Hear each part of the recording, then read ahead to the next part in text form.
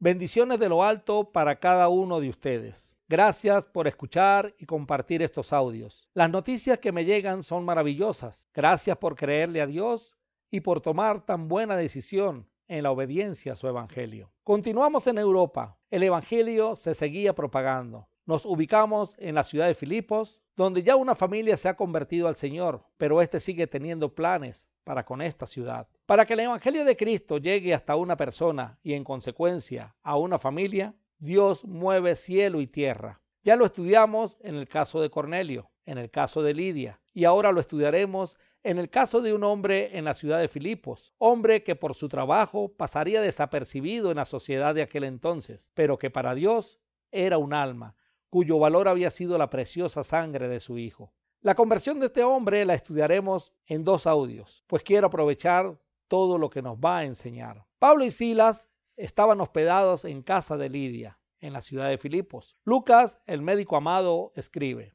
aconteció que mientras íbamos a la oración, nos salió al encuentro una muchacha que tenía espíritu de adivinación, la cual daba gran ganancia a sus amos adivinando. Esta, siguiendo a Pablo y a nosotros, daba voces diciendo: estos hombres son siervos del Dios Altísimo, quienes os anuncian el camino de salvación. Hechos capítulo 16, versículos 16 al 17. La muchacha de la historia era una mujer esclava, tanto de sus amos que la obligaban a trabajar para darle grandes ganancias, así como era esclava del espíritu del mal, quien la usaba para tal fin. Los espíritus del mal reconocen a los hombres de Dios. Los demonios que estaban en el hombre de las regiones de Gadara, en Marcos 5, reconocieron a Jesús.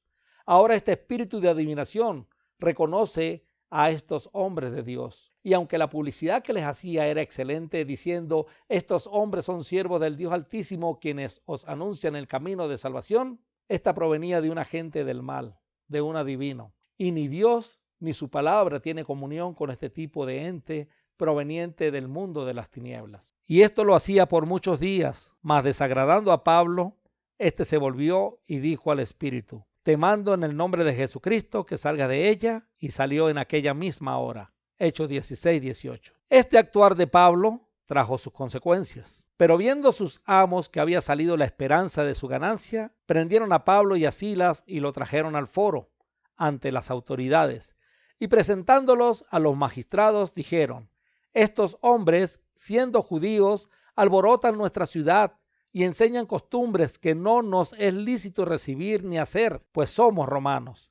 Hechos 16, 19 al 21. Es muy probable que en Filipos no hubiese sinagoga. Por eso los pocos judíos que había en la ciudad se reunían junto al río. Así lo hicieron siglo antes, cuando fueron llevados cautivos a Babilonia y antes de que se establecieran las sinagogas. La acusación de estos hombres señalaba la condición de judíos de Pablo y Silas. Y también es muy probable que las enseñanzas por las cuales acusan a Pablo y a Silas estén relacionadas con la mujer y el espíritu de adivinación, pues la ley judía no permitía este tipo de cosas, según Levítico 19, 26 y 31. La ley judía no era para los gentiles, aparte de que como ciudadanos romanos ellos podían adoptar la religión del emperador de turno, por lo que la religión judía estaba muy distante de ello. De manera que lo que Pablo y Silas había hecho no era aceptable a la sociedad de Filipo de aquel entonces. Hoy día ocurre lo mismo. Las cosas desagradables a Dios están siendo adoptadas por la sociedad actual como algo normal.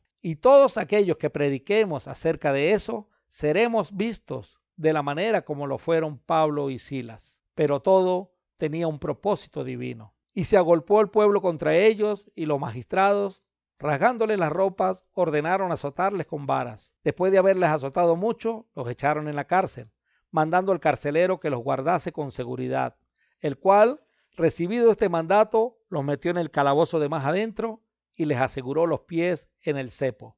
Hechos 16, 22 al 24. Aquí entra en la historia el hombre de pueblo cuyo oficio era algo irrelevante para la sociedad, pero cuya alma era de suma importancia para Dios: el carcelero. Un hombre que estaba preso sin sentencia, pues al igual que los presos tenía que convivir con ellos, con la salvedad de que éste no estaba detrás de las rejas y podía salir de vez en cuando. Pablo y Silas se habían convertido en presos peligrosos para la sociedad de aquel entonces. Su enseñanza alborotaba al pueblo, predicaban libertad a los cautivos del pecado, Habían liberado a una mujer de las garras de sus amos y esto hizo que la economía de ciertos individuos de influencia decayera enormemente. Todo esto sucedió para que el evangelio llegara hasta el carcelero. En la próxima lección continuaremos con esta interesante historia. ¿Ha meditado usted en este mensaje? ¿Sabe cuántas cosas habrá hecho Dios para que el evangelio llegue a usted? Siéntase privilegiado por Dios, quien también ha movido cielo y tierra para que la salvación llegue hasta ti. Si tiene preguntas o comentarios, escribe el que compartió este audio contigo. O si no, escríbeme a mí al +58 412 126 1642, que con gusto responderé cualquier inquietud. Dios te bendiga.